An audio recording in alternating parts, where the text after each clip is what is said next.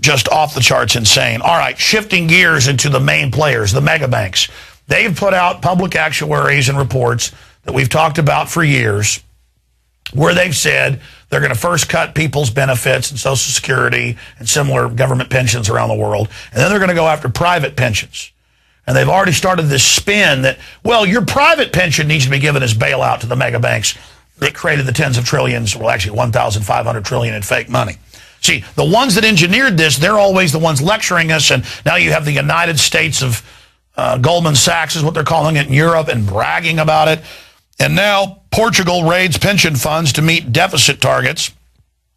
Portugal has raided 5.6 billion euros or 4.8 billion pounds of pension fund assets in a controversial scramble to meet deficit targets, which are set. The same thing they've done to third world countries, the IMF and World Bank.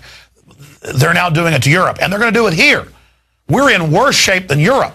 They're just bankrupting them first. And notice, every country they take over that supposedly is going to fix it and then spreads. We even told you what countries were coming next. Portugal said it informed EU and IMF and assured them that it would be a one-off. We're only taking part of your pension this one time. However, the 2010 budget was met by shifting 3 pension plans from Portugal Telecom onto the public Social Security system. So it's what they're going to do here. They raid your private money. This isn't calling Social Security welfare or devaluing your dollar and then saying, so what? This is taking your private money that under government mandates they make you put in a private fund. That's why all these plans are bad. And then the old-timers knew, don't keep your money in your mattress or in the backyard buried.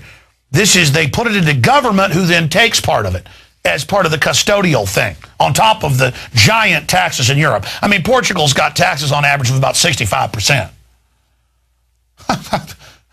And the banks are all exempt. You read about the big mega banks are international. They write the laws where they pay 0 tax. And then they lobby all day to raise taxes on middle class, which they're just getting rid of. I mean, this is coming here.